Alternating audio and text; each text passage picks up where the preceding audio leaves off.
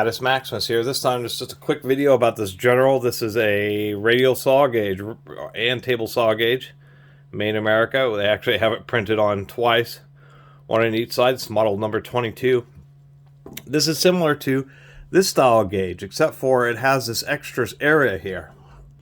Where here's my previous saw gauge. This is just so you can set this over a blade, raise up the blade until the tooth just is touching one of these shelves, and then you know that you have a specific actual depth of cut. Of course, for radial saws, it goes over the top, so that's why they call it both a radial saw and a table saw, although almost nobody uses radial saws.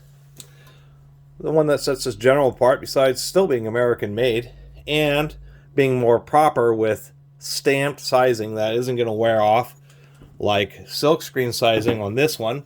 They do have these types of gauges. This is a router gauge, and so it has pegs that are just closer together, so it's easier to use with the router. So they do make these with 4 routers. But once again, this General just has stamped sizing, both fractional as well as decimal inches. And then they have this section for metric, which is kind of what caught my eye. I thought that was kind of handy, but I don't know why they have the kind of like this duplicate area here. Except for it does give you a few exercises. I think what they've done, see, we have a 1/16 of an inch here, we have 3/16 of an inch, we have 5/16 of an inch, but they also duplicate 3/8, quarter inch, and 1/8. Come on, camera.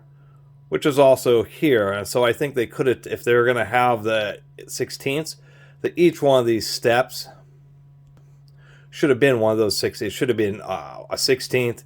3/16, or excuse me, it should have been 3/16, 3/16, 5/16, 7/16, 9/16, and 11/16. I think that would have been better, because in certain areas like the 3/8, once again the quarter inch, you already have that.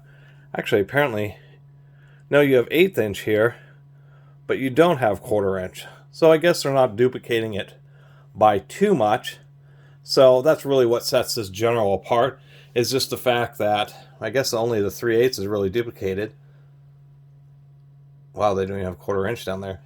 The 3/8 and the 1/8 are duplicated, but otherwise you have a bunch of much finer increments on one side, as well as the normal steps on this side. And so I just kind of wanted to share it, since I've done a couple videos about these other gauges and how, you know, they can be helpful in certain situations. Certainly can be used with circular saws. The biggest caveat to them was the fact that cheaper ones are silkscreen. They just don't hold up. You'll eventually have to take a stamp set and actually stamp in the sizing.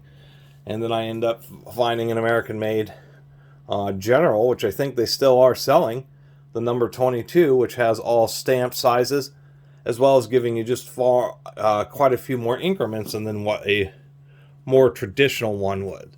Although I will have to admit, like on this unit here, we have quarter increments on one side and 1/8 increments on the other. So this also does offer quite a bit of different sizing. But of course, this General does the same thing there. You just get this 3rd area and even a 4th area with common metric sizing. Anyway, really appreciate everybody who's been watching and subscribing. And if you haven't subscribed, please do. Till next time, Catus Maximus out.